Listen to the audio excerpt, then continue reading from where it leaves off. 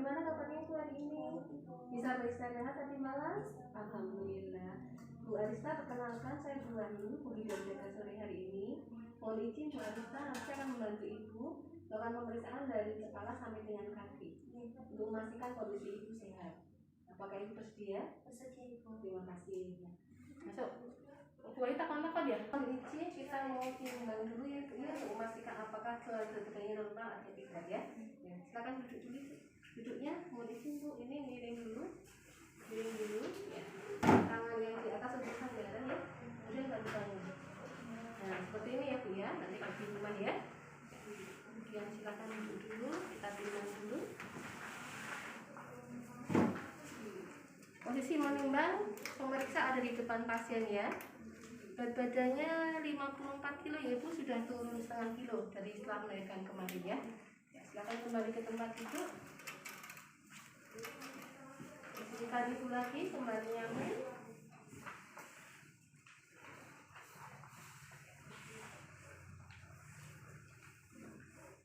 Kemudian melakukan pemeriksaan head to toe. Keadaan umum dan ya, kita memeriksa keadaan umum dan tanda vital ya. Kalau keadaan umum kita bisa lihat dari kondisi Ibu. Ibu mohon izin, apakah berkenan jika maskernya dibuka?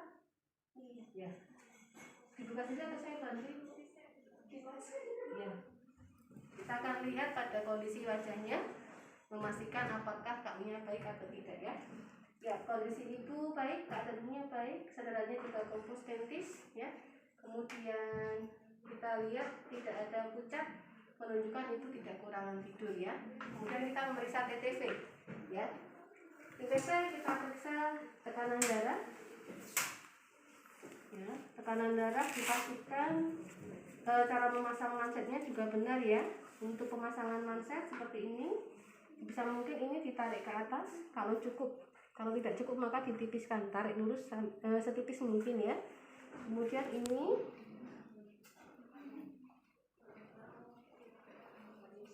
posisi manset selang ini harus ada di atas pembuluh darah. Seperti ini ya. Kemudian ketinggian manset sejajar dengan jantung pasien. Pada saat melakukan pengukuran tekanan darah, pasien tidak boleh diajak berbicara. Ya, kemudian kita ukur tekanan darahnya.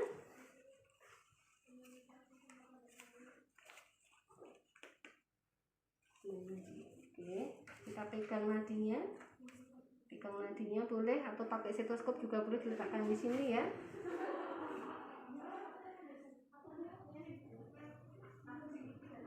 Kita kunci, kita pompa.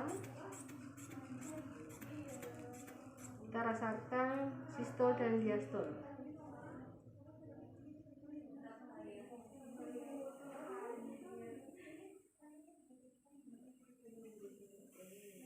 Ya, ternyata pasien sistolnya rendah 70/50 ya. Ya. Kalau mahasiswa biasanya rendah ya, kurang vitamin. Kemudian kita ukur suhu, boleh menggunakan yang di ketiak atau boleh pakai termogan ya. Kita periksa nadinya, 15 detik hasilnya dikalikan 4, kita hitung pernapasannya ya. Cara menghitung pernapasan kita hitung melalui gerakan inspirasi dan ekspirasi ya. Kita akan coba hitung ya. Ya, kita lihat gerakan tarik nafas dan mengeluarkan nafas ya. 1, 2, 3. Kemudian hasilnya kita kalikan 4.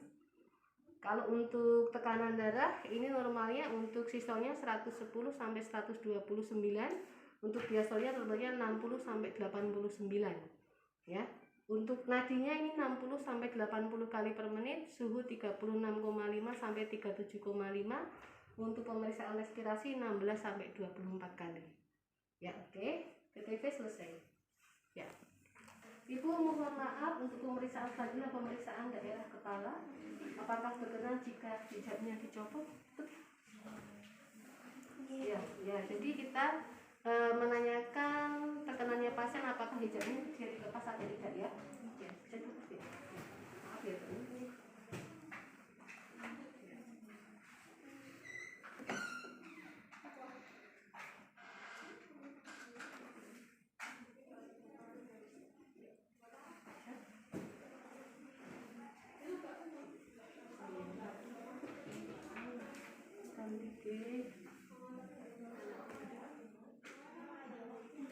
Ya, kita lihat warna rambut itu ya, warnanya hitam, bersih, kulit kepalanya ya. Kemudian kalau diraba ini tidak ada rambut yang ikut rontok ya. Kemudian bentuk kepala mesosepal ya, normal bundar ya. Kemudian kita mengamati daerah wajah, wajahnya ibu tidak ada bengkak ya, tidak ada bengkak, tidak pucat ya, tidak juga berwarna kekuningan. Ya, kemudian kita melihat daerah mata, mata yang kita lihat nah, kelopak mata atau konjungtiva ya. Konjungtiva merah muda menandakan tidak anemia. Kemudian sklera tidak berwarna keputihan menandakan tidak terjadi ikterit. Kemudian kita lihat untuk telinga ya. Mohon maaf, bangun bisa menengok ke sebelah kanan dulu. Kita lihat daerah telinganya ya, bersih, tidak ada serumen ya, tidak ada cairan ya. Kemudian menengok sebelah kiri itu ya, kita lihat sama, bersih, tidak ada serumen, tidak ada cairan juga. Kemudian kita lihat daerah hidung agak mendangak itu ya, kita lihat hidungnya bersih, kecil, mancung ya, tidak ada kotoran ya, kanan dan kiri oke ya, tidak ada polip ya. Kemudian gerakan mata kita lihat itu ikuti sinar ini ya, bola mata dapat mengikuti arah cahaya ya, oke ya. Kemudian kita lihat daerah mulut ya, ibu mohon maaf mulutnya dibuka, lidahnya keluar sedikit. Nah, kita lihat keluar sedikit. Kita lihat tonsilnya ya, kelihatan nggak di tonsilnya? Nah, tonsilnya tidak membesar, kurang lebar dek. Mengapa kamu diperkosa ya? Nah, itu tonsilnya tidak membesar ya. Ada dek yang HP? Center. Pengen kelihatan ya. Kita lihat ya. Ini contoh tonsil yang tidak membesar ya. Cek. Nah, kelihatan nggak dek yang sana? Tonsil di dalam ya, ya tonsilnya kecil, tidak membesar ya, tidak berwarna merah kehitaman ya, nggak ada. Giginya juga tidak ada yang berlubang ya, lidahnya juga bersih. Oke ya. Oke, sudah. Untuk leher ada 3 yang kita periksa. Yang pertama kelenjar getah bening ya, dari belakang telinga ya, dari belakang telinga kita raba ke leher ya, sampai ke arah ketiak ya. Kalau ada pembesaran kelenjar getah bening menunjukkan ibunya sedang mengalami infeksi atau penurunan daya tahan tubuh. Kemudian kita lihat dan kita raba apakah ada pembesaran pada vena jugularis ya, seperti penyanyi rock itu ya. Kalau dia penyanyi rock kan dia ada pembesaran vena jugularis. Kalau ada pembesaran vena jugularis menunjukkan ada gangguan aliran darah yang tidak lancar, ada sumbatan pada jantung ya. Kemudian kita raba ya, di samping tulang krikoid kanan dan kiri kita raba. Kita minta ibu untuk menelan. Tolong menelan ibu ya. Ya, kalau ini menonjol sekali berarti ada pembesaran kelenjar tiroid. Ibu bisa mengalami hipotiroid atau hipertiroid. Normal terlihat seperti ini tidak ada pembesaran. Jadi kemungkinan ibu tidak mengalami hipertiroid atau hipotiroid. Jadi untuk leher ada 3, kelenjar getah bening, vena jugularis dan kelenjar tiroid. Ya. Nah.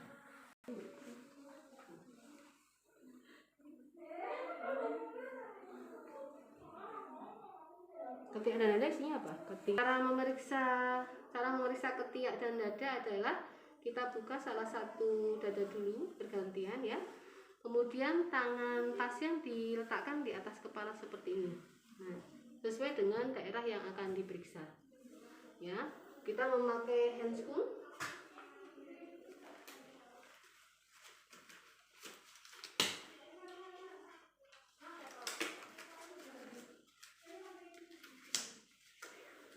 Yang pertama kita raba adalah daerah ketiak terlebih dahulu menggunakan 3 jari ya. Meraba dari ketiak, diraba apakah ada pembesaran kelenjar getah bening atau tidak ya. Ketiak, kemudian pangkal ke arah puting ya. Kemudian pangkal payudara ke arah puting, pangkal ke arah puting. Seluruh permukaan payudara ini kita raba untuk melihat apakah ada pembesaran kelenjar getah bening atau tidak. Pembesaran kelenjar getah bening berarti menunjukkan ada infeksi atau penurunan daya tahan tubuh ya. Kemudian sambil kita raba tadi apakah ada massa abnormal atau enggak ya. Kemudian kita lihat saat pasien bernapas ini apakah ada tarikan tulang dada atau tidak ya. kayak orang sesek. Nah, kalau seperti ini berarti ada tarikan tulang dada, menunjukkan napas pasien ini sangat terganggu. Coba napas biasa Mbak Anggun. Nah, napas yang normal seperti ini, jadi tidak ada tarikan tulang dada. Ya, oke. Kemudian pada payudara ini kita juga lihat ya. Yang pertama lihat apakah puting susunya menonjol atau tidak. Cara memeriksa apakah putingnya menonjol atau tidak, letakkan jempol dan telunjuk di areola maming, kemudian tekan ke dalam. Tekan ke dalam. Pada puting yang menonjol, saat ditekan putingnya akan tetap menonjol. Tapi pada saat ditekan, jika putingnya masuk ke dalam, maka masuk kategori puting tenggelam. Ya, jadi letakkan jempol dan telunjuk di areola, ya, kemudian tarik ke samping 2,5 sampai 3 cm. Nah, kita akan lihat apakah dia tetap menonjol ataukah masuk ke dalam. Kemudian kita lanjut dengan mengeluarkan ASI, ya. Tadi di areola lebarkan 2,5 sampai 3 cm, dorong ke arah tulang dada ya. Tekan, peras. Nah, kita keluarkan ASI yang ada di areola ini. Jika dengan kita tekan peras ini ASI-nya keluar atau kolostrumnya keluar, berarti menunjukkan bahwa proses laktogenesisnya sudah sempurna, siap untuk menyusui. Ya, tadi pemeriksaan ketiak, kemudian payudara, kemudian pernapasan. Kemudian kita diulang pada payudara yang kanan. Langkah-langkahnya sama seperti tadi. Ya, oke. Jadi berarti pemeriksaan ketiak, kemudian pernapasan juga obstetrik dada. Obstetrik dada itu berarti dari bentuk payudara, kesiapan puting susu, sama kesiapan kolostrum. Ya. Pemeriksaan abdomen. Ya, abdomen. Ya, jadinya yang dilepas.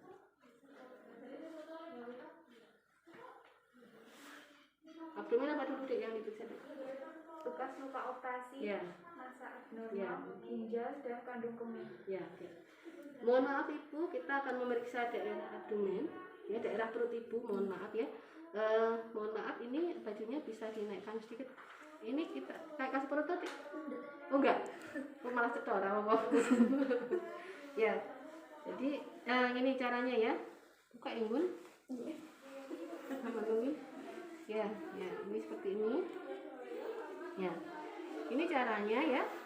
Kadang pada saat pemeriksaan abdomen itu rambut pubis pasien kelihatan, jadi malu. Caranya biar nggak kelihatan, ini kita masukkan ke sini, masukkan ke celana. Nah, seperti ini. Nah, sehingga yang kelihatan hanya perut pasien, ya. Kita akan mengamati perut pasien ini ya. Perut itu ada 4 kuadran ya. Perut ada 4 kuadran ya. Kuadran abdomen kanan atas ya, kiri atas, kemudian kanan bawah dan kiri bawah ya. Kanan atas, kiri atas ya, kemudian kanan bawah dan kiri bawah. Ada 4 kuadran. Yang pertama kita lihat apakah ada bekas operasi atau tidak. Bekas operasi itu bermacam-macam ya, bisa operasi hati, bisa operasi usus buntu, bisa operasi SC, atau pernah mengalami tubektomi atau MOW. Tapi kita operasi harus kita perhatikan ya. Kemudian apalagi yang dilihat ya? Status obstetrik abdomen, TFU, kontraksi. Ya. Kita akan melihat untuk TFU ya. Cara melihat TFU postpartum sama seperti TFU hamil ya. Kakinya ditekuk sedikit Mbak Anu. Nah, seperti ini ya. Kemudian kita akan palpasi seperti ini. Nah, masukkan tangan kita di dalam tulang pahanya pasien. Ini ada tulang paha ya. Masukkan di sini, kumpulkan rahimnya di tengah. Seperti ini. Ya. Kita cari, oh tingginya rahim sekian misalnya ya. Misalnya tingginya rahim sekian ya, gini. Nah, jari kita ini, jari telunjuk tangan kiri ini letakkan di fundus. Ya, setinggi apa ini fundusnya, batas fundusnya. Kemudian kita kasih jari lagi, diberikan jari lagi supaya nanti kelihatan ada berapa jari di antara pusat dengan fundus. Kalau seperti ini namanya 3 jari di bawah pusat. Ya, kalau misalnya seperti ini kok pas pusat, namanya setinggi pusat. Ya, kalau seperti ini misalnya, nah ini fundusnya ternyata hanya ada 2 jari, berarti 2 jari di bawah pusat. Ya, itu berarti TFU. 1 hari turun 1 jari normalnya. Tangan kanan kemudian meraba uterus, kita raba apakah tonusnya keras atau tidak, apakah kontraksinya bagus atau tidak. Ya, harusnya dia keras, bentuknya bulat seperti kelapa. Ya, dan posisinya ada di tengah abdomen. Ya, oke. Selanjutnya setelah uterus yang kita periksa adalah Pemeriksaan diastasis Oke, ya. musculus recti abdominis. Ya, kita akan memeriksa diastasis musculus recti abdominis, ya. Oke. Diastasis adalah memeriksa kelebaran otot abdomen kanan dan kiri, memeriksa kendaraan otot abdomen kanan dan kiri, ya. Diastasis ini normalnya maksimal 2 jari. Tapi kalau nanti lebih dari 2 jari berarti tonus abdomennya terlalu kendor. Nanti pasien harus dibantu untuk senam nifas untuk Kegel exercise, ya. Cara memeriksa diastasis, ya. Kaki pasien diminta menekuk sedikit seperti ini. Nah, seperti ini posisinya, ya. Kemudian bantalnya dilepas. Bantal kita lepas, ya.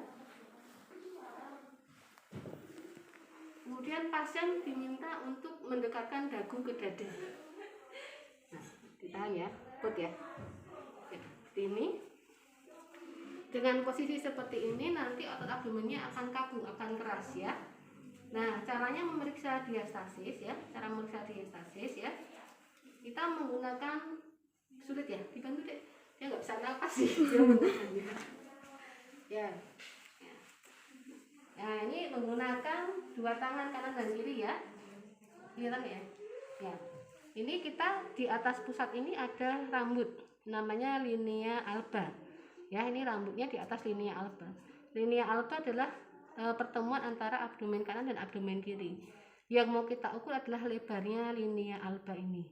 Ya, maka tangan kiri letakkan di abdomen kanan, tangan kanan di abdomen kiri. Kemudian letakkan jari di atas pusat di rambut tadi. Ya, ini cari linea albanya. Linea alba itu teksturnya lebih kendor dibandingkan otot abdomen kanan dan kiri. Jadi kita pasti bisa merasakan bedanya, ya. Kita taruh 1 jari, ya. Ya, ini kalau menemukan bagian yang lebih kendor berarti linea alba. Ternyata punya Mbak Anggun ini 1 jari nggak bisa masuk, artinya kenceng, ya. Tapi nanti kalau menemukan ibu nifas biasanya sampai 2 jari, apalagi yang dia bayinya gede atau ketubannya banyak, ya, atau dia paritasnya banyak, ya. Jadi gini, kakinya nekuk sedikit, kepalanya diangkat, dagu mendekati dada, ya. Kemudian tangan kiri di otot abdomen kanan, tangan kanan di abdomen kiri, ya. Cari linea albanya. Nah, seberapa jari kita yang bisa diletakkan di linea alba, ya. Apakah 1 jari, apakah 2 jari, dan seterusnya. Ya, nanti kita mengatakan diastasisnya berapa senti. 1 jari ini identik dengan 1 senti. Kalau 2 jari berarti identik dengan 2 senti. Ya. Udah, terima kasih. Terus Pemeriksaan kandung kemih. ya. Tadi untuk perut, ya, sudah bekas luka operasi, sudah uterus, ya. Kemudian sudah diastasis. Terakhir kita akan memeriksa tentang kandung kemih. Yang kita periksa kandung kemih, ya. Kandung kemih ada di depan rahim, ya. Kita akan raba apakah terasa kenceng, ya, keras atau lunak. Kalau ini Mbak Anggun ini dia lunak, ya. Ya, kosong isinya kandung kemihnya, ya. Kita periksa seperti ini. Yang pertama dipalpasi apakah dia keras ataukah lunak. Yang kedua diperkusi, ya. Ya, diketuk jari kita. Ya, dengan diketuk seperti ini, didengarkan. Kalau yang terdengar tulang berarti kosong. Ini tulang. Tapi kalau terdengarnya nanti buk-buk-buk seperti suara semangka atau suara nangka matang diketuk berarti menunjukkan dia penuh, ya. Ya. Nanti kita latihan, besok latihan, ya, supaya bisa mengidentifikasi perkusi kandung kemih yang kosong dan mana kandung kemih yang penuh, ya. Oke. Ya, itu tadi untuk pemeriksaan abdomen. Udah ya abdomennya, ya. Untuk pemeriksaan ekstremitas, ya. Pemeriksaan ekstremitas kita awali, ya, dengan jari, ya. Kita lihat, ya, capillary refill, ya. Kita tekan capillary refill-nya, ya. Pengembalian, ya, pengembalian warna merah. Nah, Kalau pasien kita bangun ini kurang dari 2 detik sudah kembali, berarti capillary refill-nya bagus. Kalau orang yang pengembalian capillary refill-nya lebih dari 2 detik menunjukkan dia trombositnya atau sel darah merahnya sedikit ya. Kemudian dilihat warna kulitnya, apakah kuningan atau tidak, ikterik atau enggak ya. Kemudian kita tekan di punggung tangan ini, kita tekan untuk memeriksa apakah ada udem atau tidak ya. Kemudian boleh untuk kalau kita curiga pasiennya mengalami dehidrasi, boleh kita coba cek turgornya ya. Kalau tekan tadi untuk udem, tapi kalau untuk turgor kita bisa cubit lembut ya, dicubit lembut. Nah, dengan dicubit lembut ini apakah kembalinya cepat atau tidak. Kalau kembalinya lebih dari 2 detik, maka kita curiga pasiennya mengalami dehidrasi.